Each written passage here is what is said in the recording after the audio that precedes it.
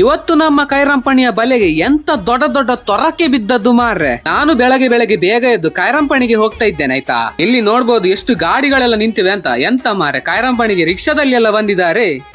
ನಾನು ಬೆಳಿಗ್ಗೆ ಎದ್ದು ಹೋಟ್ಲಲ್ಲಿ ಚಾ ಮತ್ತು 2 ಪ್ಲೇಟ್ ಬನ್ಸ್ ತಿಂದು ಬರುವಾಗ ಸ್ವಲ್ಪ ಲೇಟ್ ಆಯ್ತಾಯ್ತಾ.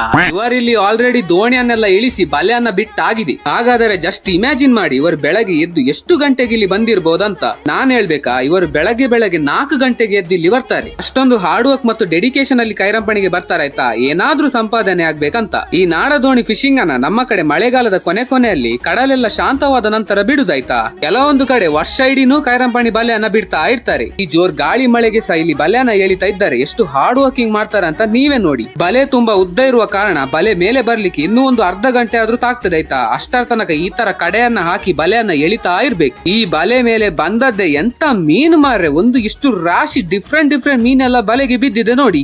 ದೊಡ್ಡ ತೊರಕೆಲ್ಲ ಬಿದ್ದಿದೆ ಆಯ್ತಾ. ಒಂದೆರಡು ಎಷ್ಟು ರಾಶಿ ತೊರಕೆ ಮಾರ್ರೆ.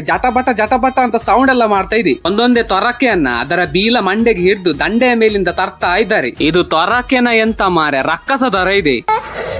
ಇವರ ಕೈಯಲ್ಲಿ ಎಷ್ಟು ದೊಡ್ಡ ತೊರಕೆ ಮಾರ್ರೆ. ಅಪ್ಪಿ ತಪ್ಪಿ ಬೀಲದಿಂದ ಕಾಲಿಗೆ ಹೊಡೆದ್ರೆ ಮನುಷ್ಯ ಗೋವಿಂದ. ಯಾಕಂದ್ರೆ ಈ ತೊರಕೆಯ ಬೀಲದಲ್ಲಿ ಒಂದು ಮುಳ್ಳಿರ್ತದಾಯ್ತಾ, ಅದ್ರಲ್ಲಿ ತುಂಬಾ ಪಾಯ್ಸನ್ ಇರ್ತದೆ. ಅದಕ್ಕೆ ಇಲ್ಲಿವರು ಮೊದಲು ಈ ತರ ತೊರಕೆಯ ಮುಳ್ಳನ್ನ ತೆಗಿತಾರೆ, ಬೇರೆಯವರಿಗೆ ಅದು ಬೀಲದಿಂದ ಹೊಡಿಬಾರ್ದಂತ. ಇಲ್ಲಿ ಹಿಡಿದ ಮೀನನ್ನೆಲ್ಲ ಬಲೆಗೆ ತುಂಬಿಸಿ ತಕೊಂಡು ಹೋಗ್ಲಿಕ್ಕೆ ಈ ಸಣ್ಣ ತುಂಡು ಬಲೆಯನ್ನ ಯೂಸ್ ಮಾಡ್ತಾರಾಯ್ತಾ. ಇದನ್ನ ಕಣ್ಣಿ ಅಂತ ಕರೀತಾರೆ. ಈ ಕಣ್ಣಿಗಳಲ್ಲಿ ಮೀನನ್ನ ತುಂಬಿಸಿ ನಂತರ ಈ ಮೀನನ್ನೆಲ್ಲ ಒಂದು ರಾಶಿ ಹಾಕಿ ಕುತ್ಕೊಂಡು ಹೆಕ್ಬೇಕು. ಏಕೆಂದರೆ ಇವತ್ತು ಬೇರೆ ಜಾತಿಯ ಮೀನೆಲ್ಲ ಬಲೆಗೆ ಬಿದ್ದಿವೆ. ಟೈಗರ್ ಪ್ರಾನ್ಸ್, ತೊರಕೆ, ಜಾರೆ ಏಡಿಗಳು, ಕೊಡ್ಡಾಯ್ ಮುಂತಾದ ಮೀನೆಲ್ಲ ಬಿದ್ದಿವೆ. ಇದೊಂದು ಯಾವ ಮೀನ್ ಮಾರೆ, ಅಕ್ವೇರಿಯಂ ಅಲ್ಲಿರುವ ಗ್ಲಾಸ್ ಕ್ಲೀನರ್ ತರ ಇದೆ. ಇದನ್ನ ಎಂತ ಕರೀತಾರಂತ ನಿಮ್ಗೆ ಗೊತ್ತುಂಟಾ?